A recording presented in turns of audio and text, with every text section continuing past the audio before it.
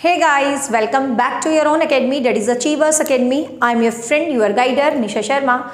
I am here with you with your favorite subject, that is Haryana GK. After having so much demos of teacher, finally I select myself for this class for my dear student because I never want compromise with you.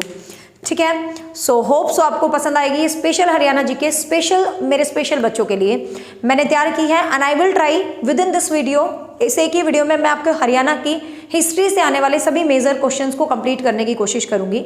So let get started. Haryana का इतिहास पढ़ लेते हैं सबसे पहले हरियाणा के बारे में। तो भाई आपको पता है हरियाणा देवताओं की भूमि रही है। हरियाणा तो हरि का आयन है, हरि का निवास है हरियाणा, तो देवताओं के समय से ही हरियाणा को माना जाता है। कहते हैं ऋग्वेद के टाइम से ही हरियाणा है। ऋग्वेद सबसे प्राचीन वेद है हमारा, ऋग्वेद के टाइम से ही हरियाणा है और ऋग्वेद में हरियाणा को कहा जाता था रज ए हरियाणा। ठीक है, मेरी कोशिश रहेगी बहुत ही टू द पॉइंट और एग्जाम ओरिएंटेड कंटेंट की। इतिहास मुझे वैसे भी बहुत प्रिय है क्योंकि मैं हिस्ट्री पढ़ाती हूँ। जब मैं हिस्ट्री पढ़ाने पे आऊँ तो इतनी राम कहानियाँ हैं मेरे पास, लेकिन यहाँ हमें कोई राम कहानी नहीं करनी। यहाँ सिर्फ वो पढ़ना है जो हरियाणा जीके में आता है। वर्ल्ड हिस्ट्री या इंडिया की हिस्ट्री से कोई लेना देना नहीं है यहाँ पर। ठीक है, तो ऋग्वेद में हरियाणा को कहा जाता है रज ए हरियाणा। तो रज ए हरियाणा कहा जाता है बच्चे हरियाणा को कहाँ पर? ऋग्वेद के अंदर। ठीक है, जो हमारा ऋग्वेद है उसमें हरियाणा को रज ए हरियाणे कहा जाता है। हरियाणा का सबसे प्राचीन नाम एग्जाम में पूछा गया था कि हरियाणा को किस नाम से सबसे पहले जाना गया था, तो ब्रह्मव्रत। सबसे पहले ब्रह्मव्रत नाम से हरियाणा को जाना गया था। ये हरियाणा का प्रादेशिक नाम है, प्राचीन नाम माना जाता है। प्राचीन कहो या प्रादेशिक कहो एक ही बात है। ब्रह्मा की उत्तर वेदिका कहा जाता है। ये कहा जाता है हरियाणा की जो प्रकृति है, हरियाणा का जो नेचर है, हरियाणा जो उत्पन्न हुआ है ब्रह्मा से हुआ है, ऐसा माना जाता है। ठीक है, हरियाणा का नाम मनुस्मृति एक ग्रंथ है, आपने पढ़ा होगा मनुस्मृति, जो सबसे पहली स्मृति मानी जाती है जिसमें मनुष्य जीवन के आधार हैं, विष्णु के अवतार के बारे में बता रखा है। तो मनुस्मृति में ये कहा गया है कि हरियाणा का जिक्र मतलब मनुस्मृति में मिलता है। क्वेश्चन क्या बनेगा? मनुस्मृति के अनुसार हरियाणा का जिक्र किन दो नदियों के बीच मिलता है? तो सरस्वती और दृष्टद्वती। सरस्वती और दृष्टद्वती नदियां हैं। मनुस्मृति के अकॉर्डिंग हरियाणा का जिक्र इन दो नदियों में मिलता है। ठीक है, इतना याद रखेंगे आप। फिर एक ग्रंथ है, द नेम ऑफ द ग्रंथ इज चाहमन ग्रंथ। एक ग्रंथ है, नेम है उस ग्रंथ का चाहमन ग्रंथ, और इस ग्रंथ में हरियाणा को हरियाणा कहा गया। इंपॉर्टेंट क्वेश्चन, किसी में हरियाणा को रजे हरियाणा कह रहे हैं, किसी में ब्रह्मव्रत कह रहे हैं, किसी में हरि का आयन कह रहे हैं। चाहमन एक ग्रंथ था प्राचीन काल में, इसका writer we don't know, not given in any source. तो चाहमन ग्रंथ में हरियाणा को कहा गया है हरियाणा। तो क्वेश्चन बन सकता है हरियाणा को किस ग्रंथ में हरियाणा के नाम से जाना गया है? तो चाहमन ग्रंथ में हरियाणा को हरियाणा के नाम से जाना गया है। ठीक है, अब बात करें महाभारत। महाभारत काल में वेरी वेरी इंपॉर्टेंट क्वेश्चन बहुत बार आया है। महाभारत काल में हरियाणा को कहा जाता है बहुधान्यक। महाभारत काल में हरियाणा को कहा गया बच्चे बहुधान्यक। क्वेश्चन आता है ये बहुधान्यक का क्या अर्थ होता है? तो बहुधान्यक का अर्थ होता है अत्यंत समृद्ध धरती, अत्यंत समृद्ध भूमि। क्यों? हरियाणा की भूमि बहुत उपजाऊ थी, मतलब बहुत समृद्ध है हरियाणा की भूमि। इसी समृद्धता की वजह से इसको कहा गया है महाभारत काल में बहुधान्यक। तो ये क्वेश्चन आ भी चुका है, महाभारत काल में हरियाणा को किस नाम से जाना जाता था बच्चे? बहुधान्यक के नाम से। फिर जब हम पढ़ते हैं 7वीं शताब्दी के आसपास की कहानी, मतलब 600 में जब हर्षवर्धन की कहानी हम पढ़ते हैं, तो हर्षवर्धन एक राजा है जो हरियाणा का बहुत इंपॉर्टेंट राजा हुआ है। तो हर्षवर्धन का जो दरबारी कवि था, द नेम ऑफ दैट कवि इज बाणभट्ट। उस कवि का नाम था बाणभट्ट। बाणभट्ट ने जो बुक लिखी थी हर्षचरित हर्षवर्धन के लिए, बाणभट्ट ने अपनी पुस्तक के अंदर हरियाणा को कहा है, स्पेशली हरियाणा के कुरुक्षेत्र जिले को कहा है, लेकिन फिर भी हम कह देते हैं हरियाणा को कहा है। ऑप्शन में कुरुक्षेत्र आए, हरियाणा आए, एक ही बात है। क्या कहा है? श्रीकंठ जनपद। वेरी वेरी इंपॉर्टेंट क्वेश्चन है, काफी बार पूछा जा चुका है। बाणभट्ट ने अपनी पुस्तक में हरियाणा को क्या कहा है? श्रीकंठ जनपद जो है हरियाणा को कहा है। किसने भाई? बाणभट्ट ने कहा है अपनी पुस्तक के अंदर श्रीकंठ जनपद। Got it, very very important. फिर राहुल संस्कृतन एक काफी इंपॉर्टेंट हिंदी के आलोचक हैं संस्कृत के पुराने टाइम के। राहुल संस्कृत ने हरिधान्य का कहा है। ठीक है, ये बहुधान्यक है, make your mind clear, this is Bahudhanyaka, this is Haridhanyaka. Rahul Sanskrit ने हरियाणा को क्या कहा है? हरिधान्य कहा है। ठीक है, हरियाणा क्या कहा है? हरिधामक। अर्थवेद में भी हरियाणा का नाम क्या मिलता है भाई? ब्रह्मव्रत मिलता है। ठीक है, तो मीन्स मेन क्या है, स्टार्टिंग यदि हम बात करें कि आपको सबसे पहले क्या याद रखना है, बिल्कुल हम शुरुआत से चले हैं कि वेदों के टाइम से, शुरुआत के टाइम से हरियाणा के कुछ बेसिकली नाम हैं। तो सबसे इंपॉर्टेंट नाम आपको महाभारत काल का याद रखना है, बहुधान्यक। पहला नाम याद रखना ब्रह्मव्रत, कि ब्रह्मा का व्रत या ब्रह्मा की वेदिका कहा जाता है हरियाणा को। फिर आपको इसका ऋग्वेद में नाम याद रखना है रज ए हरियाणा, ठीक है। ये मेन नाम जो है आप इसको क्या करेंगे भाई, याद रखेंगे, ठीक है। और कुरुक्षेत्र को, मतलब कुरुक्षेत्र काल में, कुरुओं के काल में आर्यव्रत भी कहा गया था एक बार हरियाणा को। कुरुक्षेत्र कुरुओं के काल में, कुरु आएंगे राजा पढ़ेंगे, तो उसके काल में आर्यव्रत भी हरियाणा को कहा गया था। तो ये क्या है, बेसिकली हरियाणा के प्रसिद्ध नाम है, ठीक है। You can take the screenshot if you want. और क्वेश्चन आए कि हरियाणा किस नदी के किनारे बसा है। देखो भाई, वैसे तो आपको पता है, प्रेजेंट की बात करें तो यमुना नदी है हरियाणा में जो सबसे ज़्यादा बहती है, यदि हम बात करते हैं प्रेजेंट हरियाणा की, ठीक है। बट यहाँ पर हम प्रेजेंट हरियाणा की बात नहीं कर रहे हैं, यहाँ पर हम अपने हरियाणा के इतिहास की बात कर रहे हैं। तो क्वेश्चन आए हरियाणा किस नदी पर बसा है, तो यमुना नहीं बोलोगे, सरस्वती नदी बोलोगे, क्योंकि वेदों के हिसाब से जो अपना हरियाणा है बच्चे, वो सरस्वती नदी के किनारे बसा है, ठीक है। वेदों के हिसाब से जो हरियाणा है वो सरस्वती नदी के किनारे बसा हुआ है, ठीक है, अकॉर्डिंग टू वेद। फिर ये कहा जाता है कि कोई बहुत पहले दूसरी शताब्दी के आसपास कोई रेलगाड़ी सी मिली थी, मतलब कोई बैलगाड़ी, सॉरी नॉट रेलगाड़ी, रेलगाड़ी तो 1853 में आई है लॉर्ड डलहौजी के टाइम में, ठीक है। ये कहते हैं दूसरी शताब्दी के, मतलब हमने बिल्कुल ओपन से स्टार्ट किया है, दूसरी शताब्दी में ये कहा जाता है कोई रेलगाड़ी सी मिली थी जिसपे कोई म्यूजिकल इंस्ट्रूमेंट मिला, ठीक है। बट हमें नहीं पता वो क्या म्यूजिकल इंस्ट्रूमेंट था, क्या उसकी विधि थी, कुछ भी नहीं पता। तो मतलब संगीत के अवशेष, आपसे पूछ लिया जाए कि संगीत के अवशेष किस शताब्दी में मिले हैं, तो हम नहीं कहते दूसरी शताब्दी में। क्यों? क्योंकि दूसरी शताब्दी में जो संगीत के अवशेष मिले उसका कुछ पता ही नहीं था कि क्या उसकी विधा है, क्या उसका तरीका है, ठीक है। तो संगीत के जो साक्ष्य मिले हमें नहीं पता कि वो दूसरी शताब्दी में कैसे साक्ष्य थे। इसलिए जो संगीत है बेसिकली वो सारेगामा से ही माना जाता है, मतलब संगीत के प्रारंभिक सुर जो आके जाके 9वीं शताब्दी के आसपास अग्रोहा से मिलेंगे। बट जनरल याद रखना है यमुना नगर में मतलब शुद्ध जगह है, यमुना नगर के शुद्ध में। तो क्वेश्चन कैसे बन सकता है, यमुना नगर में प्लेस है शुद्ध। क्वेश्चन ये बनेगा कि बैलगाड़ी पर संगीत के प्रारंभिक साक्ष्य कहाँ देखने को मिले हैं, तो यमुना नगर के शुद्ध में दूसरी शताब्दी में संगीत के साक्ष्य देखने को मिले थे, ठीक है। बस इतना सा क्वेश्चन याद रखना, ठीक है। हमें नहीं पता क्या संगीत था, क्या गाया था, कुछ नहीं, ये कहा जाता है कोई अवशेष से मिले थे। क्योंकि भाई हम बात कर रहे हैं इतिहास की। अब इतिहास वो समय है जो बीत चुका है, जो खत्म हो चुका है। तो इतिहास की जो जानकारी हमें मिलेगी वो सोर्सेज से ही तो मिलेगी, मतलब स्रोतों से ही मिलेगी, डिफरेंट सोर्सेज मिलेंगे, है ना, उनसे ही हमें जानकारी मिलती है हिस्ट्री की। तो जो सोर्सेज मिले, उन सोर्सेज में जो हरियाणा में चीज़ें मिली उनसे हमें जानकारी मिली। बेसिकली जो हिस्ट्री है वो 3 टाइप से है। हिस्ट्री बेसिकली 3 टाइप से है, प्राग ऐतिहासिक काल, आधे ऐतिहासिक काल and the last one is ऐतिहासिक काल। बच्चे हम इसको बोलते हैं प्रीटो हिस्टोरी, इसको बोलते हैं प्री हिस्टोरिक पीरियड, और उसको बोलते हैं इसको बोलते हैं प्री हिस्टोरिक पीरियड, इसको बोलते हैं proto historic period and the last is only historic period, ठीक है। मतलब बेसिकली जो इतिहास को यदि हम जजमेंट करते हैं तो ये 3 जो है टाइम पीरियड हम इतिहास में देखते हैं।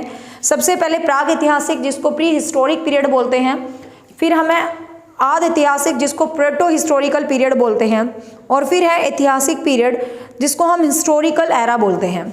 अब क्या डिफरेंस है इनमें मैं आपको जनरली बताती हूँ, यहाँ से क्वेश्चंस नहीं आते, जस्ट फॉर नॉलेज आपको पता होना चाहिए। प्राग ऐतिहासिक टाइम वो होता है बच्चे जब कोई भी रिटर्न सोर्स नहीं मिला, क्योंकि किसी भी टाइप का कोई भी रिटर्न साक्ष्य नहीं मिला कि इतिहास में क्या था क्या नहीं था, कुछ भी रिटर्न चीज़ें हमें नहीं मिली, मतलब कहीं कुछ पत्थर मिल गया, कहीं कुछ अवशेष मिल गया। तो इस टाइप की जो टाइम पीरियड था, उस टाइम पीरियड को क्या कहा गया, प्राग ऐतिहासिक काल, ठीक है। उस टाइम को पीरियड को क्या कहा गया, प्राग ऐतिहासिक काल, ठीक है। प्राग ऐतिहासिक काल जिसका कोई रिटर्न साक्ष्य नहीं था जहाँ की चीज़ों का। प्राग ऐतिहासिक काल में हरियाणा की 2 जगह का वर्णन हमें पता चलता है, एक तो पिंजौर और एक अरावली साइड जो नुहू मेवात साइड है। मतलब इनमें कुछ चीज़ें हैं, जैसे पिंजौर में ये कहते हैं कि एक खोपड़ी मिली थी, एक मानव खोपड़ी। तो क्वेश्चन सीधा मिलेगा, सबसे पहले कम से कम पता नहीं लाखों साल पहले 35 लाख वर्ष पूर्व एक मानव की खोपड़ी हरियाणा में कहाँ मिली थी। तो मानव की खोपड़ी हरियाणा में कहाँ मिली थी बच्चे, पिंजौर में, डेट्स इट। ये किस काल से संबंधित है? प्राग ऐतिहासिक काल, क्योंकि कोई सोर्स नहीं है, कोई साक्ष्य नहीं है। ऐसे एक खोपड़ी मिली, C14 होता है, C14 कार्बन 14, जिससे आप पुरानी चीज़ों की एज निर्धारित करते हैं। तो C14 से आपने एनालाइज किया कि यार ये खोपड़ी तो इतने सालों पुरानी है, बस। तो प्राग ऐतिहासिक काल में वो टाइम पीरियड चला जाता है, हम डीप में नहीं जाएंगे, मतलब वैसे तो बहुत डीप कहानी है इसकी, बट जब हमने उस खोपड़ी की एज को मेजरमेंट किया तो हमें पता चला यार ये इस एरा में चला गया, और ये हरियाणा के पिंजौर में मिला। तो हरियाणा जीके से रिलेटेड इतना ही क्वेश्चन बना कि प्राग ऐतिहासिक काल में हरियाणा के पिंजौर से क्या मिला था भाई? मानव की खोपड़ी मिली थी। और जो अरावली का क्षेत्र है, जो नूह मेवात वाला क्षेत्र है, वहां से कुछ चमकदार पत्थर से टाइप में मिले थे, ठीक है, चमकदार पत्थर से मिले थे, गोलाकार जो पत्थर से टाइप में कुछ मिले थे। तो ये दो चीजें हैं हरियाणा के प्राग ऐतिहासिक पीरियड से रिलेटेड। क्या समझे? हिस्ट्री का सबसे पहला पीरियड होता है प्राग ऐतिहासिक, जिसमें किसी भी टाइप का कोई भी रिटर्न सोर्स हमें नहीं मिला है। तो इसमें हरियाणा के दो जिलों का थोड़ा सा वर्णन आता है, एक तो पिंजौर साइड जहां मानव की खोपड़ी मिली, और एक आपको अरावली साइड जो नूह मेवात वाला साइड है, वहां पर कोई चमकदार गोल गोल पत्थर मिले। तो क्वेश्चन आ जाएगा चमकदार गोल गोल पत्थर हरियाणा में कहां देखने को मिले थे? तो नूह मेवात में, दैट्स इट, ठीक है, क्लियर। अब आते हैं आदि ऐतिहासिक काल पे। आदि ऐतिहासिक काल कौन सा था बच्चे? जिसमें हमें रिटर्न चीजें मिली, मतलब जिसमें लिखित साक्ष्य तो मिले, हमें बहुत सारे साक्ष्य मिले रिटर्न, ठीक है, लेकिन वो रिटर्न साक्ष्य ऐसे नहीं थे जिनको हम पढ़ पाएं या समझ पाएं। जैसे आपने सुना होगा इंडस वैली सिविलाइजेशन, हड़प्पा संस्कृति, इतिहास की सबसे पुरानी संस्कृति है हड़प्पा। पहले तो कहते थे वेदों की संस्कृति पुरानी है, लेकिन जब हड़प्पा की खोज हुई तो पता चला कि हड़प्पा तो वेदों से भी पुरानी थी, वैदिक संस्कृति से भी पुरानी थी हड़प्पा संस्कृति। तो आदि ऐतिहासिक काल वो टाइम पीरियड होता है बच्चे जिसमें हमें रिटर्न चीजें मिलती हैं, लिखित चीजें तो मिलती हैं, लेकिन वो ऐसी लिखी होती हैं, उनकी ऐसी लिपि होती है, ऐसी इंस्क्रिप्शन होती है जिसको हम समझ ही नहीं पाते, हमें पता ही नहीं कि लिखा क्या है, हम नहीं समझ पाते इस वाले टाइम पीरियड को, ठीक है। तो इसमें पढ़ेंगे हम हड़प्पा संस्कृति, पढ़ाऊंगी मैं अभी, लेकिन ऐतिहासिक काल बता देती हूँ। ऐतिहासिक काल वो टाइम पीरियड होता है जिसमें सभी चीज़ें रिटर्न भी मिलती हैं, सभी चीज़ें रिटर्न भी मिलती हैं, सभी चीज़ों को पढ़ा भी गया, समझा भी गया। तो डेफिनेटली इस काल के सोर्स हमारे पास सबसे ज़्यादा हैं। तो सबसे ज़्यादा जो क्वेश्चन बनते हैं वो इसी काल से बनते हैं। क्यों? क्योंकि पढ़ा भी गया और समझा भी गया। इतिहास के बहुत ज़्यादा सोर्सेज नहीं मिले, ये कहते हैं हमारे इतिहास के बहुत सोर्स थे नालंदा विश्वविद्यालय में। नालंदा विश्वविद्यालय होता था जो कुमार गुप्त नाम के राजा ने बनवाया था, तो वहाँ भारतीय इतिहास के बहुत सारे सोर्स थे। लेकिन जब ये मुस्लिम आक्रमणकारी आए, जैसे कुतुबुद्दीन ऐबक वगैरह आता है, ये इसका जो मोहम्मद गोरी आता है, तो मोहम्मद गोरी का एक सेनापति होता है बख्तियार खिलजी नाम से, तो बख्तियार खिलजी नालंदा विश्वविद्यालय को डिस्ट्रॉय कर देता है। और ये कहते हैं इसी डिस्ट्रक्शन के साथ ही जो अपने सोर्सेज होते हैं वो कहीं ना कहीं डिस्ट्रॉय हो जाते हैं, फिर उनकी कुछ कॉपीज वगैरह मिलती हैं जिससे इतिहास का पता चलता है। फिर भी बहुत इतिहास बन गया, पर हरियाणा में बहुत थोड़ा है, ठीक है। तो यहाँ तक क्लियर हुआ। अब हम पढ़ते हैं आदि ऐतिहासिक काल से शुरू करते हैं इतिहास को, हड़प्पा से। अब हड़प्पा संस्कृति तो बहुत ही वाइड है, लेकिन हरियाणा में हड़प्पा से क्या रिलेट करता है बस आपको इतना समझना है। हड़प्पा संस्कृति जिसको बोलते हैं Indus civilisation, Indus civilisation, Harappa संस्कृति you can say Indus civilisation. अब जो हड़प्पा संस्कृति थी बच्चे, ये सबसे प्राचीन संस्कृति थी। मिली कैसे, मैं थोड़ा सा इन चीज़ों को फास्ट में बताऊंगी। क्यों? क्योंकि हरियाणा से रिलेट नहीं करते, बट बेस को छोड़ के कभी भी क्वेश्चंस पे स्किप नहीं कर सकते हम, तो आपको बेस तो एटलीस्ट पता होना चाहिए। हड़प्पा संस्कृति का खोजने का किसी का कोई विचार नहीं था भाई। भारत में रेलवे ट्रैक्स बिछाई जा रही थी। जब आपको पता 1853 में लॉर्ड डलहौजी आते हैं, भारत में रेलवे ट्रैकिंग का टाइम होता है। पाकिस्तान की साइड, लाहौर की साइड ही पहली रेल जो है बिछाई जा रही थी। तो जब रेलवे ट्रैकिंग हुई तो बीच में बहुत सारी ईंटें कुछ खुदाई में नजर आ रहा था, तो उन्होंने अवॉइड कर दिया, छोड़ना यार हमें क्या करना। चार्ल्स मेसन वगैरह होते हैं, कोई अधिकारी होते हैं चार्ल्स मेसन वगैरह, लेकिन फिर से ईंटें आती हैं तो बंदे को लगता है यार पता नहीं कौन सा खजाना दबा है ना, मैं निकाल लूँ इसको। तो वो इन ईंटों की खुदाई शुरू कर देते हैं। जैसे ही वो खोदते हैं ना, तो उनको तो पूरा ऐसे मतलब एक तालाब सा मिल जाता है, फिर और चीज़ें मिल जाती हैं, फिर और खोदते हैं थोड़ा साइड में, मतलब ऐसा लगता है पूरा शहर ही बस गया यार, मतलब ऐसी फील होता है जमीन के नीचे की तो पूरा शहर ही निकल गया। फिर कार्बन डेटिंग होती है पुरानी चीज़ों, वहाँ पर कुछ चीज़ें मिलती रही, डिफरेंट कोई कहीं कुछ मिल रहा है, कहीं कुछ मिल रहा है, कहीं कुछ मिल रहा है, मतलब पुराने सोर्सेज मिलते रहे। अब पुरानी चीज़ों को C14 से मापा जाता है, कार्बन 14 से। कार्बन 14 से जब मेजरमेंट किया गया तो बताया यार ये तो इतने साल पुरानी है, लगभग आज से 4400 साल पुरानी चीजें हैं ये, क्योंकि हड़प्पा संस्कृति का टाइम 2350 से 1750 था। तो मतलब ये माना जाता है यार इतनी सारी पुरानी पुरानी चीजें निकल गई। तो लोगों ने क्या किया भाई, बनाना शुरू कर दिया। और पहली खुदाई, पहली जगह हड़प्पा मिली थी, ये पाकिस्तान में रावी नदी के किनारे है। ठीक है, ध्यान रखना, हड़प्पा किस नदी के किनारे है, रावी नदी के किनारे है पाकिस्तान में। और पहला प्लेस हड़प्पा मिला, तो इस सिविलाइजेशन को नाम रख दिया गया हड़प्पा।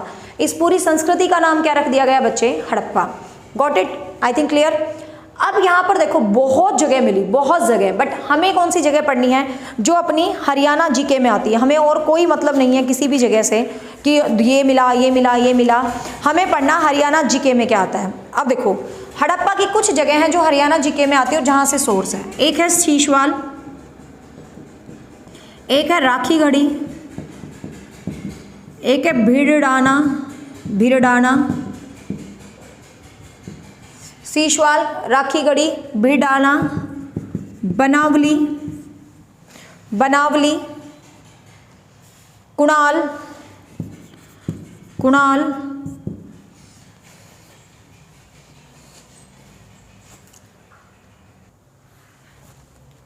थोड़ा सा स्मार्ट काम कर लेते हैं ताकि शॉर्ट टाइम में ज़्यादा चीज़ें कर पाएँ। अब देखिए हड़प्पा संस्कृति के जो प्लेस मिले थे, मैंने इनको लिख दिया है, क्यों, क्योंकि लिखने में बहुत सारा टाइम लगता। जस्ट आई एक्सप्लेन, हड़प्पा संस्कृति की बहुत सारी साइट्स मिली थी, मतलब आपको पता है बहुत सारी जगह मिली थी, जिसमें से हरियाणा में ये जगह मिली थी। ठीक है, तो हरियाणा में कौन कौन सी जगह मिली थी जो सबसे इंपॉर्टेंट है, मिठाथल, शीशवाल, राखीगढ़ी, भीड़डाना, बनावली, कुणाल और भगवानपुर और दौलतपुर, और एक है फरमाना। सबसे इंपॉर्टेंट मैं बात करूं जो आपको याद रखनी है, मतलब जब खुदाई हो रही थी कहीं कुछ मिल रहा था, कहीं कुछ मिल रहा था, भारत में बहुत सारी साइट्स मिली, तो हरियाणा में ये साइट्स मिली। अब आपको पता पुरानी संस्कृति की साइट मिलने का मतलब क्या है, कि वहाँ से क्या मिला, मतलब क्या अवशेष मिला, है ना, वो अवशेष ही हमें याद रखना है, या उसकी खुदाई या खोज किसने की, ये क्वेश्चन हमसे पूछा जा सकता है। या पूछा जा सकता है हरियाणा में हड़प्पा से संबंधित स्थान कौन सा नहीं है। 3 तरीके से यहाँ से क्वेश्चन बन सकता है एग्जाम के लिए। अब देखते हैं, सबसे पहले सबसे इंपॉर्टेंट है मिठाथल सबसे पहले याद रखना है भिवानी। ये टीजीटी स्क्रीनिंग में भी क्वेश्चन आया था कि मिठाथल स्थान कहाँ पर है, तो भिवानी में है मिठाथल। इसको खोजा था सूरजभान ने। ठीक है, सूरजभान। अब मिठाथल से क्या मिला था, मिठाथल से मिला था जो गुप्त काल था, मतलब हरियाणा में एक गुप्त काल आएगा आगे, गुप्त काल की कुछ मुद्राएं थी, मतलब कुषाण वंश के लोग थे जो बाहर से आए थे, यूची जनजाति के लोग थे जो भारत के बाहर से आए थे। इन्होंने ना सोने के सिक्के बहुत ज़्यादा चलाए थे। सबसे ज़्यादा जो सोने के सिक्के चले हैं भारत में वो गुप्त काल में ही चले हैं, और जो प्योर गोल्ड कॉइन्स चलाए हैं, जिसको आप कितना कैरेट बोलते हो, जो शुद्ध होता है, भूल गई मैं तो, कहते हैं ये इतना कैरेट है, 18, 23, 24 कैरेट, हाँ, प्योर गोल्ड। तो जो प्योर गोल्ड है वो कुषाण वंश के लोगों ने चलाया था। तो इनके कुछ सिक्कों के अवशेष देखने को मिले थे मिठाथल, और मिठाथल कहाँ पर है भाई, भिवानी के अंदर है। साथ में यहाँ पर कुछ हाथी के दांत वगैरह मिले थे, हाथी दांत से बनी कुछ पिन वगैरह मिली थी, और कुछ तांबे की बैंगल्स वगैरह मिली थी, तांबे की कुछ 13-14 ऐसे चूड़ियाँ मिली थी। तो ये सब कुछ मिला था मिठाथल में। कुछ चांदी की मोहरें भी मिली थी, कुल्हाड़ी भी मिली थी। तो आपसे पूछ लेगा सीधा सीधा क्वेश्चन कि हाथी दांत के निशान कहाँ मिले थे, तो कहाँ मिले थे भाई, मिठाथल में। दांत, ये तांबे की चूड़ियाँ कहाँ मिली थी, मिठाथल में। कुषाणकालीन गुप्तकालीन सिक्के वैसे तो खाखरा कोट में भी मिलते हैं, ये खाखरा कोट आगे बढ़ेंगे वहाँ पर भी मिलते हैं, लेकिन यहाँ पर हड़प्पा में यदि मिठाथल में पूछा जाए तो सिक्के यहाँ पर मिले थे। ठीक है, चांदी की मोहरें यहाँ पर मिली थी, तांबे वगैरह की चूड़ियाँ यहाँ पर मिली थी, मिट्टी की चूड़ियाँ भी यहाँ पर मिली थी। ठीक है ना, ध्यान रखना, मिट्टी की चूड़ियाँ भी यहाँ पर मिली थी। तो ये सभी चीज़ें कहाँ पर मिली थी भाई, मिठाथल में। सीधा तो क्वेश्चन ये पूछता है मिठाथल साइट कहाँ पर है, भिवानी में है, बट ज़्यादा डीप आए तो आपको अवशेष भी पूछ सकता है। अब शीशवाल सभ्यता कहाँ पर है, हिसार में। शीशवाल कहाँ पर है भाई, हिसार में। इसको 1968 में ढूंढा गया था सूरजभान के द्वारा ही। यहाँ तांबे के बने औजार मिले थे। ठीक है, तांबे के बने कुछ औजार मिले थे, कुछ इंस्ट्रूमेंट मिले थे खेती बाड़ी करने के, चांदी की। बेसिकली ये कृषक सभ्यता थी, कृषक मतलब खेती से रिलेटेड सभ्यता थी। यहाँ पर खेती बाड़ी ही बहुत होती थी। तो हरियाणा में खेती के लिए जो फेमस था हड़प्पा की साइट, वो कौन सा था भाई, शीशवाल भी था, और एक बनावली पढ़ेंगे, बनावली भी था। ठीक है, आपको क्या याद रखना, शीशवाल कहाँ पर है, हिसार में, डेट्स इट। नेक्स्ट है राखीगढ़ी। ध्यान से सुनना, क्वेश्चन बहुत इंपॉर्टेंट है, यहाँ पे दिमाग लगा लेना, सेट करना। राखीगढ़ी स्टैंड्स इन हिसार, राखीगढ़ी हिसार में है। और इसको भी सूरजभान ने ही खोजा था, ठीक है। और सूरजभान के साथ एक नाम और मिले, अरमेंद्रनाथ। यदि आपको दोनों ऑप्शन मिले, पूछा जाए किसने खोजा, तो आप बोथ ऑप्शन टिक कर सकते हो, लेकिन एक आंसर पूछे तो पहले इसको टिक करोगे, ये ऑप्शन में ना मिले तो इसको टिक करोगे, ठीक है। ये अंडरस्टूड होता है। फर्स्ट ऑप्शन में ना मिले तो go with the second option. तो राखीगढ़ी, सूरजभान, अरविंद्रनाथ ने कहाँ पर भाई, ये क्वेश्चन आया था किस नदी के किनारे है ये वर्तमान में राखीगढ़ी? चोटांग नदी के किनारे, ठीक है। चोटांग दृश्यद्वती नदी जिसको प्राचीन काल में बोलते थे, उसी नदी के किनारे है। यहाँ से क्या मिले थे, जैसे कि बड़े बड़े प्लेसेस मिले थे जहाँ पर बारिश के पानी को स्टोरेज करके रखते थे, तो इस टाइप से जगह मिली थी यहाँ पर। एंड वेरी वेरी इंपॉर्टेंट, चित्रित मृद भांड। ये मृद भांड क्या होते हैं? पॉटरी, मतलब ग्रे कलर से पेंटेड पॉटरी, मतलब मिट्टी के, मृद मीन्स होती है मिट्टी, भांड मीन्स बर्तन, चित्रित मीन्स पेंटेड ओचार्ड पॉटरी, मतलब मिट्टी के जो बर्तन मिले थे, मिट्टी के जो भांड मिले थे। Exactly you having the same language. चित्रित मृद भांड कहाँ मिले थे? तो कहाँ मिले थे भाई? राखीगढ़ी में, ठीक है। कहाँ मिले थे? राखीगढ़ी में। अब यहाँ पर एक क्वेश्चन है बहुत इंपॉर्टेंट। आप बहुत सारी पुरानी की पुस्तकें पढ़ोगे तो आपको मिलेगा हड़प्पा का सबसे प्राचीन स्थल राखीगढ़ी है। हड़प्पा का सबसे प्राचीन स्थल राखीगढ़ी है, बहुत बार लिखा है, मतलब लिखा मिलेगा आपको पुस्तकों में। लेकिन according to Haryana HSSC Harappa का सबसे प्राचीन स्थल भिरडाना माना गया है अब, ठीक है। पहले की आप जो भी किताब पढ़ोगे आपको हरियाणा का प्राचीन स्थल राखीगढ़ी लिखा मिलेगा। हरियाणा का सबसे बड़ा स्थल भी आपको राखीगढ़ी ही लिखा मिलेगा कि हरियाणा का सबसे बड़ा स्थल कौन सा था भाई? राखीगढ़ी है। लेकिन ये दूसरा बड़ा है, ध्यान रखना, ये क्या है? दूसरा बड़ा है। दो अलग अलग क्वेश्चन है, ध्यान से सुनना। हरियाणा में हड़प्पा का सबसे बड़ा स्थल, सबसे बड़ा स्थल पूछे तो राखीगढ़ी आएगा हरियाणा में। वैसे पूछे ना हड़प्पा का सबसे बड़ा स्थल तो धोलावीरा है, और धोलावीरा गुजरात में है, ये भारत में है, ठीक है ना। यदि हम भारत का इतिहास पढ़ते हैं और पूछा जाए हड़प्पा का सबसे प्राचीन जो है भारत में साइट कौन सी है, तो गाइज अपना आंसर आएगा Dholavira, dates land in Gujarat. ये गुजरात में है, लेकिन ये भारत के इतिहास में है।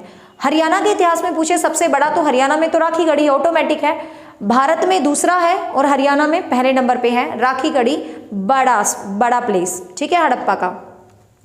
और यहाँ पर चित्रित मृद भांड मिले थे। लेकिन बहुत पुरानी किताबों में बड़ा और पुराना दोनों आंसर राखीगढ़ी को लिखे हुए हैं, but you just remember the present answer.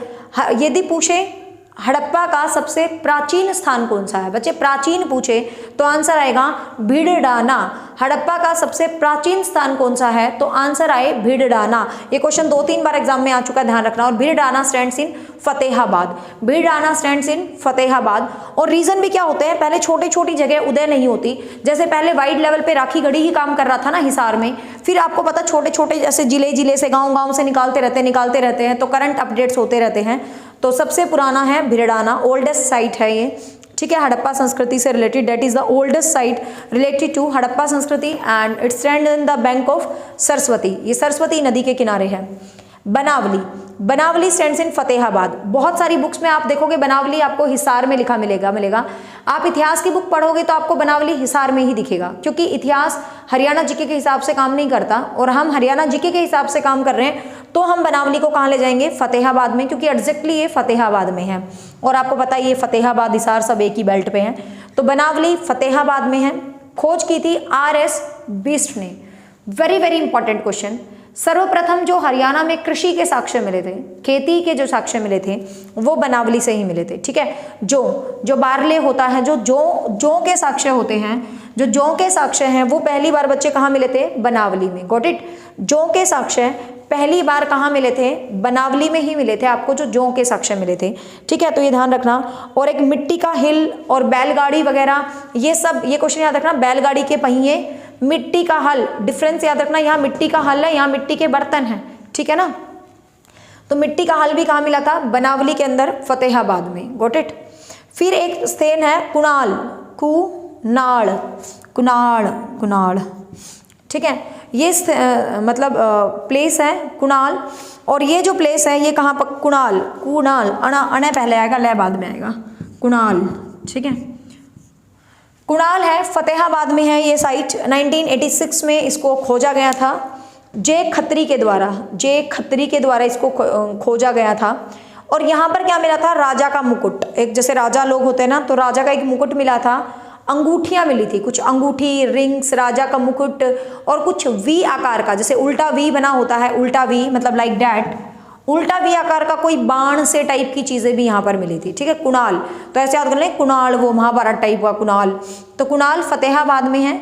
और राजा का मुकुट और अंगूठियाँ और उल्टा वी आकार का कुछ बाण से टाइप का मिला था कुणाल में। ठीक है, फिर एक जगह है जो रिसेंटली एड ऑन की गई है, फरमाना खास, इट स्टैंड इन रोहतक। ठीक है, फरमाना खास रोहतक में दक्षिणा जगह है, वहाँ पर है भाई फरमाना खास, जिसको खोजा है विवेक दांगी ने। ठीक है, इतना कोई बहुत इंपॉर्टेंट तो मैं इनको नहीं कहूँगी, लेकिन एग्जामिनर का कोई भरोसा नहीं है वो क्या क्वेश्चन डाल दें। फिर भगवानपुर, दौलतपुर, दो प्लेस हैं, भगवानपुर और दौलतपुर, जो कुरुक्षेत्र में मिले हैं। ठीक है, भगवानपुर और दौलतपुर जो कुरुक्षेत्र में मिले हैं, और इसमें वैदिक संस्कृति के टाइम का प्लेस है, मतलब वैदिक संस्कृति के जो अवशेष देखने को मिले हैं वो कहाँ मिले हैं, भगवानपुर और दौलतपुर में। अब आपको यहाँ से क्वेश्चन कैसे पूछेगा, सीधा सीधा क्वेश्चन पूछेगा, निम्न में से हड़प्पा संस्कृति से संबंधित नगर कौन सा नहीं है। ऑप्शंस इनमें से कोई भी गिवन होंगे 3 और एक कुछ और होगा। ठीक है, एक ऑप्शन और है गिरावड़, ये भी रोहतक में ही है, गिरावड़ और फरमाना, ये दोनों रोहतक में ही हैं। तो क्या आपको सिर्फ नाम याद रखना, मिथाथल, सीशवाल, राखीगढ़ी, भिड़राना, बनावली, कुणाल, फरमाना, मिथाथल। थोड़ा सा आपको यहाँ बोरिंग लगेगा, मुझे पता है, क्योंकि स्टार्टिंग वाला इतिहास बोरिंग है। जो मेडिवल हिस्ट्री है बहुत इंटरेस्टिंग है, इंटरेस्ट आएगा, लेकिन मैं कभी ये नहीं सोचती कि इंटरेस्ट ही क्रिएट करवाना है, मेरे को यह है कि आपको सिखाना है, पढ़ाना है, तो मैं स्टार्टिंग से ही चीज़ों को लेती हूँ। ठीक है, अब इंटरेस्ट क्रिएट करवाने के लिए मैं पहले हर्षवर्धन पढ़ा देती हूँ, आपको मज़ा भी आ जाता और कोई फ़ायदा नहीं था उस चीज़ का। सीक्वेंस में चलेंगे, ठीक है, जैसे इतिहास चल रहा है, तो यहाँ थोड़ा सा बोरिंग है, आगे जाके इंटरेस्टिंग होने वाला है। डोंट वरी की गोली खाओ, डोंट वरी की। ठीक है, तो if you want you can take the screenshot of this, we will move. Screenshot ले लो भाई।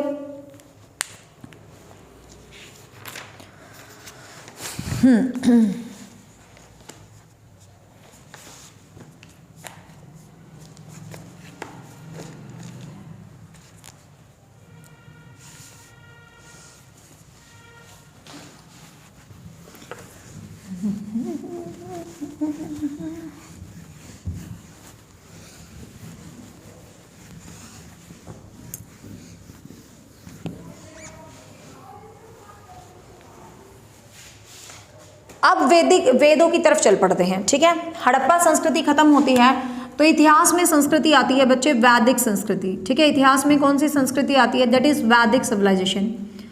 वैदिक संस्कृति की बात करें तो इसमें वेद वगैरह की रचनाएं हुई हैं बहुत सारी, आर्य लोगों का आगमन हुआ है। तो हरियाणा के इतिहास में इतना कुछ खास नहीं हुआ वैदिक संस्कृति के टाइम पे कि हम कुछ पढ़े कि हरियाणा के इतिहास में कुछ नया मज़ा आया हो। वैदिक संस्कृति के टाइम पे हरियाणा के इतिहास में कुछ खास नहीं है। सिर्फ आपको 2 ही क्वेश्चन याद रखने हैं कि ऋग्वेद में हरियाणा का नाम रजे हरियाणा था और अर्थवेद में हरियाणा का नाम ब्रह्मव्रत था।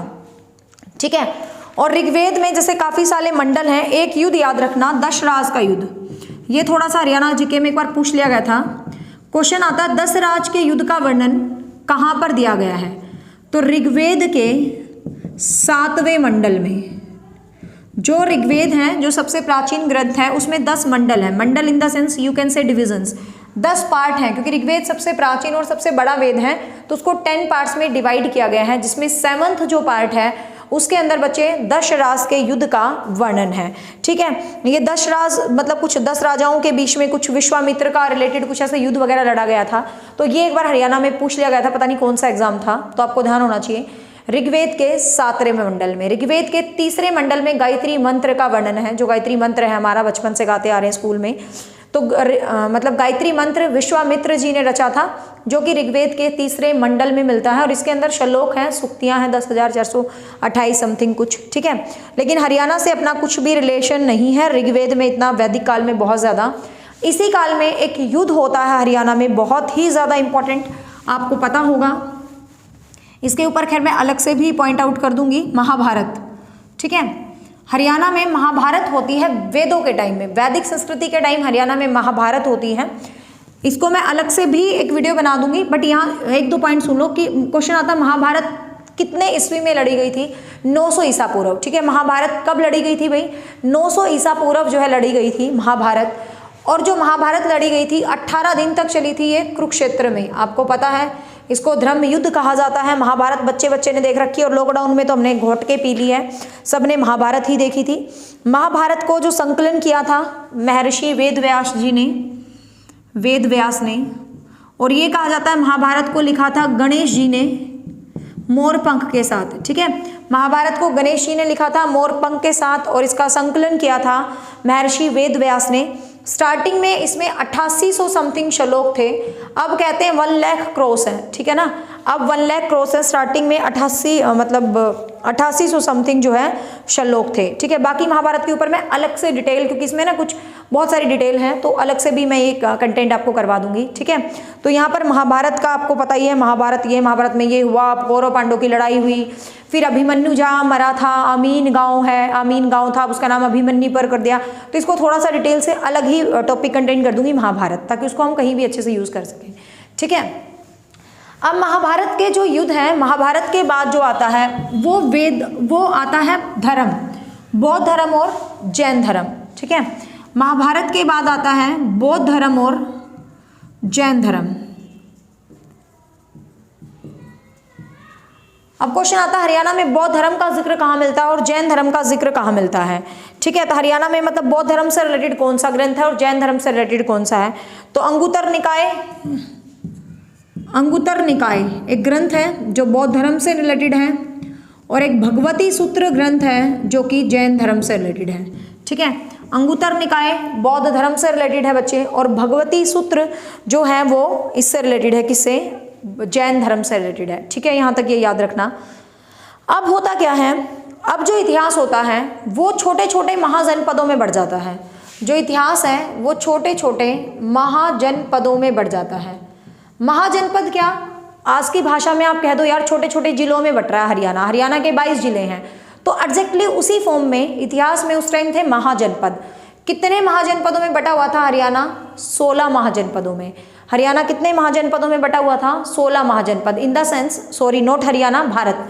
ठीक है, भारत कितने महाजनपदों में बटा हुआ था भाई, 16 महाजनपदों में बटा हुआ था। अब महाजनपद बहुत सारे थे, जैसे सबसे मेन यदि महाजनपद की बात करें, सबसे मुख्य जो महाजनपद था वो था मगध। ठीक है, सबसे मुख्य जो महाजनपद था वो था बच्चे मगध। हिस्ट्री में हम पूरा डिटेल पढ़ते हैं मगध साम्राज्य, पूरा डिटेल, बहुत मजा आता है। ठीक है, 4 वंश थे जिसमें हसीन, हरियक वंश, शिशुनाग वंश, नंद वंश और अपना अशोक वाला है मौर्य वंश। बट हरियाणा जीके में आपको क्या करना है कि बौद्ध धर्म जैन धर्म के बाद हरियाणा छोटे छोटे महाजनपदों में बट गया, और जो ये छोटे छोटे महाजनपद थे ना, इसमें सबसे इंपॉर्टेंट था मगध, लेकिन इसमें एक जनपद और था जिसका नाम था कुरु। ध्यान से सुनना, ये जो 16 थे, वैशाली था, मगध था, बहुत सारे थे, इन 16 जनपदों में एक जनपद था कुरु। एक जनपद का नाम क्या था, कुरु, और यही कुरु जनपद क्या कहलाता है, हरियाणा।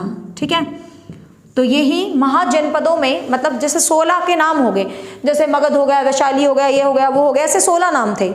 उन 16 नामों में से एक नाम था कुरु। एक नाम क्या था, कुरु, और वो जो कुरु महाजनपद था, वो कुरु महाजनपद ही क्या था भाई, हरियाणा था। ठीक है, वो कुरु महाजनपद ही क्या था, हरियाणा था, जो बेसिकली दिल्ली साइड था, यमुनानगर वाली साइड था, और जिसकी राजधानी थी इंद्रप्रस्थ। ठीक है, जिसकी राजधानी थी इंद्रप्रस्थ। ठीक है, तो सीधा सीधा क्वेश्चन पूछ सकता है कि महाजनपदों में कौन सा जनपद हरियाणा के रूप में जाना जाता है, तो कुरु जनपद जाना जाता है। और कुरु जनपद की राजधानी कौन सी थी, कुरु जनपद की बच्चे राजधानी थी कौन सी, इंद्रप्रस्थ। अब इन महाजनपदों में जितने भी वंश आते हैं उसमें हरियाणा का कोई लेना देना नहीं है, कोई भी क्वेश्चन नहीं है, बट इनमें एक मौर्य वंश आता है, और मौर्य वंश में एक राजा आते हैं, महान द ग्रेट अशोक। नाम सुना होगा आपने। मौर्य वंश में एक राजा आते हैं जिसका नाम है महान द ग्रेट अशोक। अब ये अशोक जब मौर्य वंश में आता है, जो ग्रेट अशोक मौर्य वंश में आता है, यहाँ से एक क्वेश्चन है जो आपके एग्जाम के लिए लेके आता है। अशोक बहुत जबरदस्त राजा था। अशोक ने बहुत सारे शिलालेख लिखवाए थे। शिलालेख मतलब काइंड ऑफ जो पिलर्स होते हैं, पत्थर पर जो लिखवाते हैं, मतलब डिफरेंट चीज़ें ऐसे कुछ खोद कर। पहले क्या था, राइटिंग, कोई कागज पेन नहीं चलते थे, पहले ना पत्थरों पर खोद के लिखवाते थे, तो वो चीज़ कहलाती थी शिला मीन्स पत्थर, लेख मीन्स लिखना। तो शिलाओं पर, पत्थरों पर लिखा जाता था पहले, तो उन शिलाओं पर जो लिखा जाता था वही चीज़ बच्चे क्या कहलाती थी, शिलालेख कहलाती थी। तो अशोक ने ना बहुत सारे शिलालेख लिखे थे, 14 लिखे थे वैसे तो, 14 शिलालेख लिखे थे और 7 स्तंभ लेख लिखे थे। 7 क्या लिखे थे इसने, स्तंभ लेख। स्तंभ, 7 इसने क्या लिखे थे बच्चे, स्तंभ लेख। अब ये जो 7 स्तंभ लेख थे, स्तंभ लेख मतलब पिलर इंस्क्रिप्शन, पिलर्स के ऊपर बड़े बड़े ऐसे ऐसे पिलर्स से बनवा दिए, ऐसे ऐसे देखा होगा आपने। जो अशोक स्तंभ है अपना, जो सारनाथ का स्तंभ है, ये भी तो अशोक के पिलर्स में से ही एक है। जो अपना सारनाथ का स्तंभ है, जो अपना नेशनल सिंबल है जिसमें 4 शेर बने हुए हैं, ये भी अशोक के पिलर्स में से ही एक है। अब इसने क्या किया, 7 स्तंभ लेख बनवा दिए, ठीक है, क्या बनवा दिए, 7 स्तंभ लेख बनवा दिए। अब यहाँ पर क्या है, हमें नहीं मतलब 7 कौन थे, हमें मतलब है 7 में से एक जो हरियाणा जीके में आता है, जिसका नाम है टोपरा अभिलेख, जिसका नाम है टोपरा अभिलेख, जो हरियाणा के अंबाला में स्थित था, ठीक है, जिसका नाम क्या है, टोपरा अभिलेख। तो ये क्वेश्चन सीधा सीधा मतलब 1000 बार एग्जाम में क्वेश्चन आया है कि टोपरा अभिलेख कहाँ स्थित है, तो टोपरा अभिलेख हरियाणा के अंबाला में स्थित है। लेकिन भाई HSSC वालों का सिर कोई नहीं पकड़ सकता, ना ही हम उनसे लड़ सकते, ठीक है। अंबाला ऑप्शन में नहीं था एक बार, तो इन्होंने आंसर टिक किया था यमुनानगर।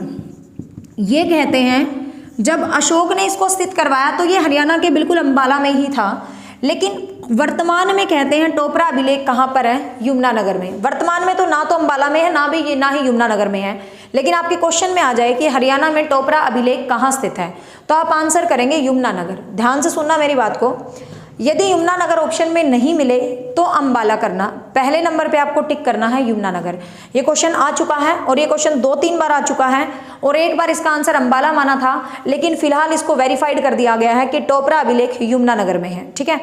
लेकिन फिलहाल भाई ना तो ये अंबाला में, ना ही यमुनानगर में, फिलहाल ये दिल्ली में है। एक राजा होता है जिसका नाम है फिरोज शाह तुगलक, आगे पढ़ेंगे हम उसको, हरियाणा में इसका बहुत महत्वपूर्ण रोल है, फिरोज शाह तुगलक, ठीक है। राजा का नाम क्या है बच्चे, फिरोज शाह तुगलक। अब ये जो फिरोज शाह तुगलक होता है ना, इस अभिलेख को दिल्ली ट्रांसफर करवा देता है। तो क्वेश्चन यहाँ से 3 बनेंगे, ध्यान से सुनना। टोपरा अभिलेख किसने लिखवाया, अशोक ने। टोपरा अभिलेख किसने बनवाया, मतलब अशोक ने बनवाया। कहाँ पर है, यमुनानगर में। यमुनानगर ऑप्शन में ना मिले तो अंबाला में, गॉट इट। यमुनानगर मिले तो सिर्फ यमुनानगर ही करना है।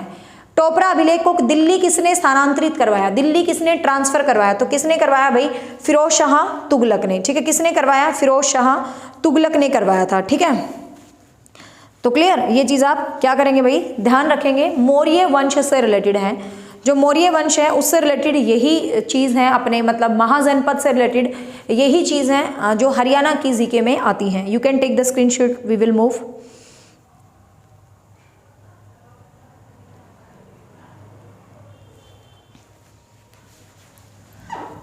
अब मौर्य वंश का अस्तित्व जब धीरे धीरे खत्म हो जाता है, जब मौर्य वंश का अस्तित्व धीरे धीरे खत्म हो जाता है, तो हरियाणा में एक आता है योध्या जनपद, ठीक है, नाम है ये।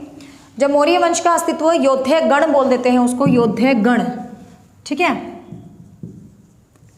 जब इसका अस्तित्व धीरे धीरे मौर्य वंश का खत्म होता है तो योध्या गण वालों का अस्तित्व आता है।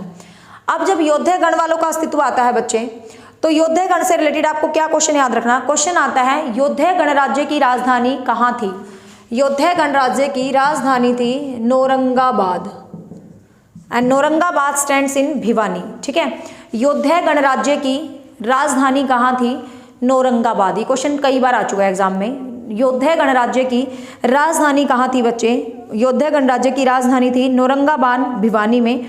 और योध्या गणराज्य के समय हरियाणा 2 भागों में ही बटा हुआ था, एक रोहतक और एक सिरसा, मतलब आज का जो वर्तमान रोहतक है और जो सिरसा है, बस इसी तरीके से मतलब इन्हीं के क्षेत्र को कहा जाता था योध्या गण क्षेत्र। रोहतक और सिरसा के क्षेत्र को ही कहा जाता था भाई योध्या गण क्षेत्र, ठीक है। तो आपको सिर्फ यहाँ पर यही याद रखना है, योध्या गण क्षेत्र वाला पॉइंट। योध्या गण क्षेत्र के बाद एक और आता है ऐसा ही, अग्रराज्य, ठीक है, अग्रराज्य, अग्रगण राज्य, अग्रगण राज्य। ये इंपॉर्टेंट है, यहां से अपने एग्जाम का एक बहुत इंपॉर्टेंट क्वेश्चन निकलेगा। अग्रगण राज्य, अग्रगण जो राज्य है, अग्रगण राज्य, इसकी राजधानी अग्रोहा मानी जाती है। अग्रोहा आपको पता ना, वर्तमान जो फतेहाबाद से जाते हैं हिसार साइड, अग्रोहा में मंदिर भी आता है, ठीक है ना, अग्रोहा का, तो अग्रोहा को इसकी राजधानी माना जाता है। अब अग्रोहा से यहाँ से एक क्वेश्चन निकलेगा, वेरी वेरी इंपॉर्टेंट। सबसे पहली बार इसी समय में 7 स्वर कौन से हैं? सारे गा मा पा धा नी सा रे, पता होगा ना 7 स्वर, सारे गा मा पा धा नी सा रे। तो सर्वाधिक सबसे पहले 7 स्वरों का जिक्र हमें कहाँ मिलता है? तो ध्यान रखना बच्चे, सबसे पहले 7 स्वरों का जिक्र हमें अग्रोहा में मिलता है, ठीक है। सबसे पहले 7 स्वरों का जिक्र हमें कहाँ मिलता है? अग्रोहा में मिलता है, ठीक है। तो ये ध्यान रखना भाई, संगीत के 7 स्वर सबसे पहले कहाँ मिलते हैं? अग्रोहा में देखने को मिले हैं। क्या? हमें संगीत के 7 स्वर, ठीक है। तो यहाँ से एक वेरी वेरी इंपॉर्टेंट क्वेश्चन यही है। और क्वेश्चन आता है ये 7 स्वर कहाँ लिखे हुए थे? तो भाई ये 7 स्वर लिखे हुए थे ईंट पर, ठीक है। ये 7 स्वर लिखे हुए थे कहाँ पर? ईंट पर लिखे हुए थे। अग्रोहा जो अग्रसेन की नगरी है, मतलब महाराजा अग्रसेन, और उसी के नाम पर अग्रोहा में मंदिर भी बना हुआ है। मैं गई हूँ काफ़ी बार, जो फतेहाबाद से हिसार जाते हैं तो अग्रोहा टेम्पल आता है, केव्स भी बना रखे, बहुत बार गई हूँ मैं, 3-4 बार, ठीक है। तो ये अग्रोहा है, काफ़ी इंपॉर्टेंट है ये वाला 7 स्वर वाला क्वेश्चन जो है, याद रखना। और फिर इस टाइम में ना, जैसे भारत में कोई बाहर की जाति आती, कुषाण वुषाण, उनको इन्होंने हरा दिया था। वो हमारे लिए इस इतिहास में कोई इतना ज़्यादा इंपॉर्टेंट रोल प्ले नहीं करता है, ठीक है। मतलब हिस्ट्री में इतना कोई इंपॉर्टेंट रोल उसका नहीं है अग्रोहा गणराज्य का। यदि ऐतिहासिक दृष्टि से देखें तो आपको अग्रोहा गणराज्य कोई ज़्यादा इंपॉर्टेंट नहीं है, बस अग्रोहा से ये अभिलेख मिला था, ये क्वेश्चन आपको याद रख लेना, ठीक है। 9वीं शताब्दी के आसपास क्वेश्चन आए, कौन सी शताब्दी में मिला था? 9वीं में। क्वेश्चन आए संगीत के सही मायने में साक्ष्य कौन सी शताब्दी में मिले थे? 9वीं शताब्दी में। लेकिन क्वेश्चन आए संगीत के सर्वप्रथम साक्ष्य कौन सी शताब्दी में मिले थे? 2री शताब्दी में। बट हमें पता ही नहीं था वो किस टाइप का संगीत है। तो क्वेश्चन आए ना सही मायने में, मतलब सही रूप से संगीत का पता हमें कहाँ से पता चलता है, कौन सी शताब्दी से? तो 9वीं शताब्दी में, ठीक है, 9वीं शताब्दी में। तो यहाँ से संगीत वाला पॉइंट आपको याद रखना है। फिर आता है वही गुप्त वंश के आसपास का एरा, ठीक है, जो प्राचीन भारत का स्वर्ण युग कहलाया इतिहास में, गुप्त वंश, जिसमें चंद्रगुप्त द्वितीय जैसे राजा हुए, ठीक है। चंद्रगुप्त द्वितीय महान हुआ, समुद्रगुप्त वगैरह हुआ, लेकिन अपने हरियाणा जीके में इन्होंने कोई खास क्वेश्चन क्रिएट नहीं करके गए। बस यही आता है समुद्रगुप्तकालीन सिक्के कहाँ मिलते हैं? तो गुप्तकालीन जो सिक्के हैं हमने पढ़ लिया, जो मिथाथल वगैरह साइड में मिलते हैं गुप्तकालीन सिक्के। बाकी कोई गुप्त काल से रिलेटेड कोई बहुत बड़ा क्वेश्चन हमारे हरियाणा जीके में नहीं आता है, ठीक है। फिर गुप्तकाल के बाद हरियाणा जीके में जो सीधा क्वेश्चन आता है वो आता है अपना पुष्यभूति वंश से। वो आता है बच्चे अपना पुष्यभूति वंश से, and this is going to be very very very important for Haryana GK point of view. In short में बताऊंगी, बहुत लंबी चौड़ी राम कहानी नहीं बताती, जितने क्वेश्चंस हैं उस हिसाब से चीजें बताती हूँ आपको। पुष्यभूति वंश का जो संस्थापक था वो डेफिनेटली पुष्यभूति था, मतलब पुष्यभूति का पुत्र माना जाता है जिसका नाम है प्रभाकर वर्धन, ठीक है। पुष्यभूति का पुत्र था जिसका नाम है प्रभाकर वर्धन, वो इस वंश का संस्थापक माना जाता है। लेकिन इस वंश में एक मेन राजा है बच्चे जो हमें पढ़ना है, the name of the king is Harshvardhan. हमें मतलब है हर्षवर्धन से और हमें पढ़ना है ही हर्षवर्धन है। प्रभाकर वर्धन के 2 बेटे हैं, एक का नाम है राज्यवर्धन, एक का नाम है हर्षवर्धन, ठीक है। इस टॉपिक को पढ़ाने के लिए आप कितना मर्जी इंजॉय कर सकते हो। ये टॉपिक इतना इंटरेस्टिंग है कि जब मैं क्लास में पढ़ाती हूँ तो मज़ा आ जाता है हिस्ट्री में, बट यहाँ पर हमें वही बात एंजॉय नहीं करना और इस वीडियो में हिस्ट्री के मोस्टली क्वेश्चंस कवर करने हैं, तो हम बिल्कुल भी टाइम पास नहीं करेंगे, ठीक है। और इनकी एक प्यारी बहन होती है, the name of the girl is Rajyashri, ठीक है। तो सबसे पहले भाइयों को चिंता होती है बहन की शादी करने की, राज्यश्री की शादी के लिए लड़का ढूंढ रहे हैं, घर में ही मिल गया, मतलब कौन मिल गया? ग्रहवर्मन। ग्रहवर्मन होता है कन्नौज का राजा, ठीक है। तो Rajyashri got married with Grahavarman. Rajyashri की शादी हो जाती है किससे भाई? ग्रहवर्मन के साथ। अब भाई शादी होगी, भाइयों को लगा बहन की शादी होगी, हम फ्री हो गए, बट ऐसा हुआ नहीं। इसका एक दुश्मन निकला, the name of that king is Shashank. ये गोंड प्रदेश का राजा था, ठीक है बच्चे। कहाँ का राजा था ये गोंड प्रदेश का राजा था। The name of the king is Shashank. ये गोंड प्रदेश का राजा था और इसका नाम क्या था? शशांक जो है इसका नाम था, ठीक है। शशांक का भी एक मित्र था देवगुप्त। अब होता क्या है भाई, ये दोनों मित्र मिलकर अटैक कर देते हैं किस पे? ग्रहवर्मन पे। दोनों मित्र मिलकर अटैक कर देते हैं किस पे? ग्रहवर्मन पे। और ग्रहवर्मन की कहानी कर देते हैं ये खत्म। ठीक है, ग्रहवर्मन की कहानी कर देते हैं खत्म। क्वेश्चन है ग्रहवर्मन को किसने मारा, तो देवगुप्त ने मारा। बेसिकली इन दोनों ने ही मारा समझ लो, बट ऐसे क्वेश्चन पूछते नहीं है। और ग्रहवर्मन की कहानी कर देते हैं खत्म। राज्यश्री बेचारी चली जाती है, इनके चुंगल में फंस जाती है, कहीं जंगलों में चली जाती है। तो यहाँ तक की कहानी ओवर होगी। अब होता क्या है, गद्दी पर बैठ जाता है अपना नकली hero. The name of the hero is Rajyavardhan, क्योंकि हमें असली सलमान खान पढ़ना है ना, हर्षवर्धन पढ़ना हमें। तो मेन हमारे क्वेश्चन जो पेपर में आएंगे वो हर्षवर्धन से आएंगे।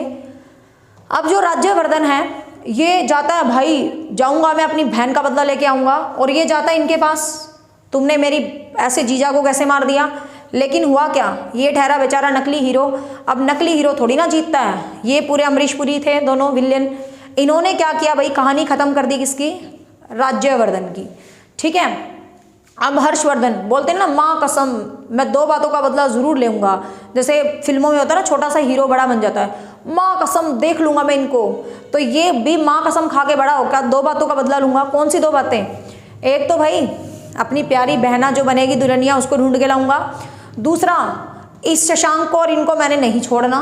ठीक है, जिन्होंने मेरी जीजा को मारा, जो मर्जी किया। फिर भाई राज्यवर्धन जाता है इनके साथ। ठीक है, राज्यवर्धन जाता है इनको मारने के लिए, और exactly the same thing happened. Rajyavardhana इन सबकी कहानी खत्म कर देता है, सॉरी हर्षवर्धन इन सबकी कहानी खत्म कर लेता है। और एक बौद्ध भिक्षु होता है, याद रखना यहाँ से क्वेश्चन शुरू हो गया आपके एग्जाम के। एक बौद्ध भिक्षु है जिसका नाम है दिवाकर मित्र। ठीक है, बौद्ध भिक्षु है जिसका नाम होता है दिवाकर मित्र, और इस दिवाकर मित्र की सहायता से ये ढूंढ निकालता है किसको भाई, राज्यश्री को। दिवाकर मित्र की सहायता से ढूंढ निकालता है किसको, राज्यश्री को। कहता बहन तू बैठ जा कन्नौज की गद्दी पर। बहन कहती है नहीं मेरे को तो सती होना था, ये है वो है। लेकिन ये कहता है तू बैठ जा कन्नौज की गद्दी पर, कोई बात नहीं। बट ये कहती है मैं तो कन्नौज की गद्दी पर नहीं बैठूंगी, मुझे नहीं अच्छा लगता ऐसे, मैं कन्नौज की गद्दी पर नहीं बैठूंगी। तो हर्षवर्धन कहता कोई बात नहीं तू बैठ जा, मैं संभाल लूंगा राजकाज। तो यहाँ से क्वेश्चन बनेगा, हर्षवर्धन ने अपनी राजधानी बना ली किसको भाई, कन्नौज को। ठीक है, हर्षवर्धन ने अपनी राजधानी बना लिया किसको, कन्नौज को अपनी राजधानी बना लिया। हर्षवर्धन की जो पहले राजधानी थी वो कौन सी थी, थानेश्वर। थानेश्वर को शुद्ध हिंदी में मतलब हरियाणवी में स्थानेश्वर लिखा मिलता है। तो क्वेश्चन आता है थानेसर का प्राचीन नाम क्या था। तो थानेश्वर का प्राचीन नाम था स्थानेश्वर। क्या समझे, थानेसर का प्राचीन नेम था स्थानेश्वर। गॉट इट, थानेसर का प्राचीन नेम क्या था बच्चे, स्थानेश्वर इज द प्राचीन नेम ऑफ थानेसर। ठीक है, अब ये कन्नौज को राजधानी बना लेता है। तो क्वेश्चन आएगा हर्षवर्धन की पहली राजधानी कौन सी थी, स्थानेश्वर। दूसरी राजधानी कौन सी थी, कन्नौज। ठीक है, यहां तक का मामला। अब इसके दरबार में एक कवि था जो हमारे एग्जाम, और ये किसने हेल्प की भाई, याद रखना दिवाकर मित्र एक बौद्ध भिक्षु थे। हर्षवर्धन के दरबारी कवि था बाणभट्ट। हर्षवर्धन का दरबारी कवि कौन था बच्चे, बाणभट्ट। बाणभट्ट ने इसके लिए बुक लिखी थी, the name of book is Harshacharita. The name of book is Harshacharita. Harshvardhan ने के लिए बाणभट्ट ने एक पुस्तक लिखी थी, नेम था उस पुस्तक का हर्षचरित। और ये भी मैंने बताया था आपको, इस टाइम क्या कहा जाता था हरियाणा को, श्रीकंठ जनपद। ठीक है, हर्षचरित में हरियाणा को कहा गया है श्रीकंठ जनपद। सेकंड मेजर पॉइंट क्या था, सब बच्चे हर्षचरित ही याद रखते हैं, लेकिन बाणभट्ट ने एक और पुस्तक भी लिखी थी जिसका नाम था कादम्बरी।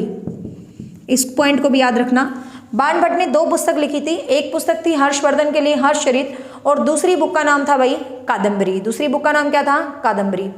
लेकिन हर्षवर्धन भी खुद एक बहुत अच्छा कुशल राइटर था, ये भी बहुत अच्छा लिखता था, ऐसा नहीं है कि इसको लिखना नहीं आता था।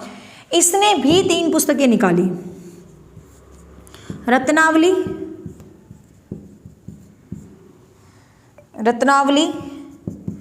नागदशक, एक और बुक थी मैं कैसे बोल सकती हूँ, इतिहास,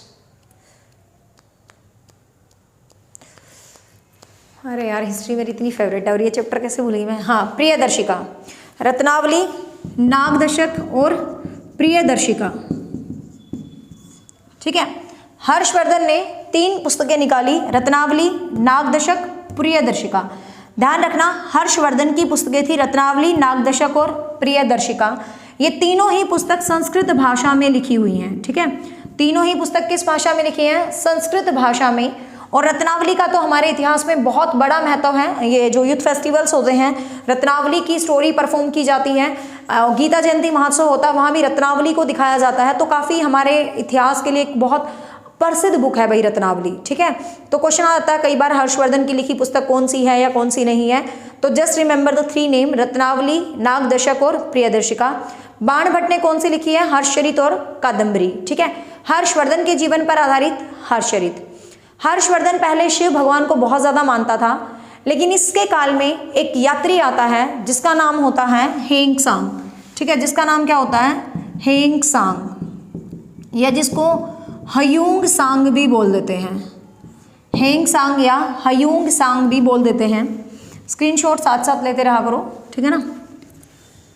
हेंगसांग या हयूंग सांग भी बोल देते हैं। इसके काल में जो चीनी यात्री आया था, ये आया था 629 में।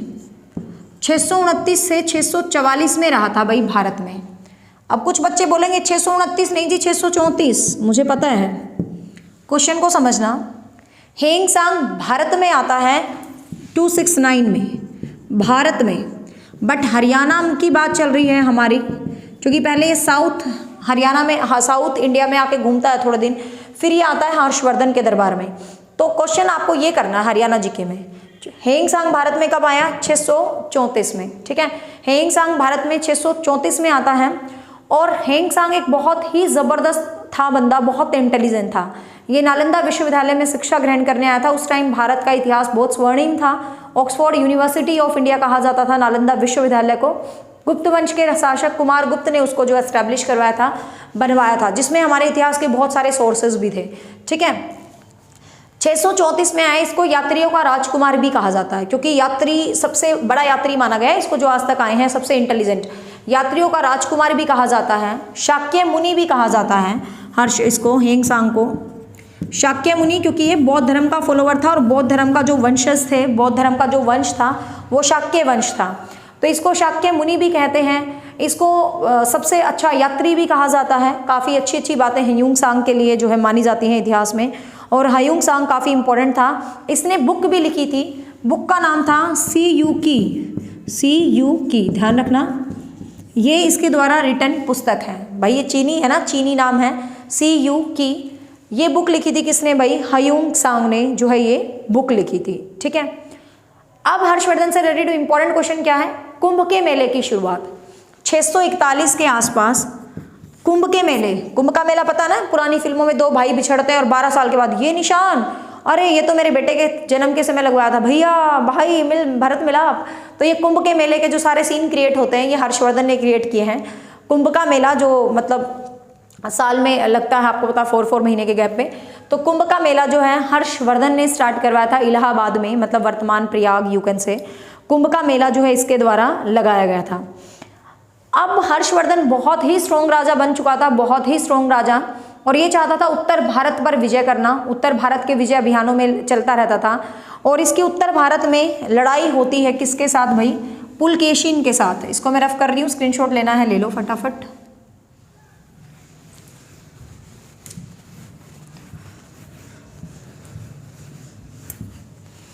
और उत्तर भारत में इसकी लड़ाई होती है पुलकेशिन सेकंड, जो चालुक्य वंश का राजा होता है। चालुक्य वंश होता है इसका, जैसे हमारे वंश होते हैं। I am from Kaushik family, you are from whatever family, मतलब कोई किसी फैमिली से है, जैसे हम कहते हैं I am from Kaushik family.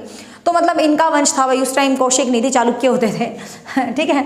तो पुलकेशिन सेकंड किस वंश से था भाई? चालुक्य वंश। देखो लड़कियों के नाम बदल जाते हैं ना।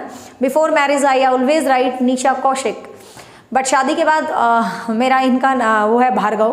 मुझे भार्गव थोड़ा सा कम पसंद आया। मैंने कहा यार कौशिक में जो स्टाइल है, मतलब मज़ा आता है, निशा कौशिक। मैंने कहा भार्गव में मज़ा नहीं आ रहा, निशा भार्गव लिख के मज़ा नहीं आया, तो I think Nisha Sharma is okay ठीक है। हाँ, तो वंश की बात आ रही थी, तो इनका वंश था भाई चालुक्य वंश। अब जो चालुक्य वंश है, खैर मेरा कुछ नहीं बदला, मेरे तो डॉक्यूमेंट में निशा शर्मा ही है। हाँ, तो पुलकेशिन सेकंड किस वंश का शासक था भाई? चालुक्य वंश का शासक था। और इन दोनों के बीच बहुत ज़्यादा भयंकर लड़ाई होती है और हर्षवर्धन को कहीं ना कहीं हार का सामना करना पड़ता है। लेकिन हमें हार से मतलब नहीं है, हमें मतलब है अपने क्वेश्चन से। हर्षवर्धन जो पुलकेशिन से हारा है, क्वेश्चन आता है ये जानकारी कहाँ मिलती है? तो ये जानकारी मिलती है बच्चे हमें ऐहोल अभिलेख से। ये जानकारी मिलती है कहाँ से? ऐहोल अभिलेख। कहाँ से मिलती है ये जानकारी? ऐहोल अभिलेख से। ऐहोल अभिलेख कहाँ पर है? कर्नाटक में है। ठीक है, ऐहोल अभिलेख कर्नाटक में है। जिसको किसने लिखा था? सीधी सी बात है भाई, ये जीता है तो इसके कवि ने इसकी प्रशंसा की होगी और इसके कवि का नाम था रवि कीर्ति। ठीक है, ध्यान रखना, ये क्वेश्चन पूछा जा सकता है कि हर्षवर्धन के पुलकेशिन द्वितीय के साथ जो युद्ध हुआ था उसका वर्णन हमें कहाँ मिलता है? ऐहोल अभिलेख में। ठीक है, कहाँ मिलता है? ऐहोल अभिलेख में। ऐहोल अभिलेख स्टैंड्स इन कर्नाटक में है। अभिलेख समझ रहे हो ना, प्राचीन काल में जो लिखे जाते थे।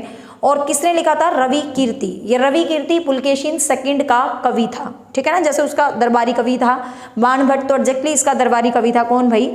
रवि कीर्ति। ठीक है, इसका दरबारी कवि कौन था? रवि कीर्ति। Got it? तो ये जो बेसिकली एंशियंट जो हिस्ट्री है, जो प्राचीन भारत है, प्राचीन भारत में हरियाणा से जुड़े कुछ इश्यूज थे ये। ठीक है, पानी पी लेती हूँ, फिर हम इसका सेकंड सेक्शन स्टार्ट करते हैं, मेडिवल हिस्ट्री में हरियाणा से जुड़े इश्यूज को। ठीक है,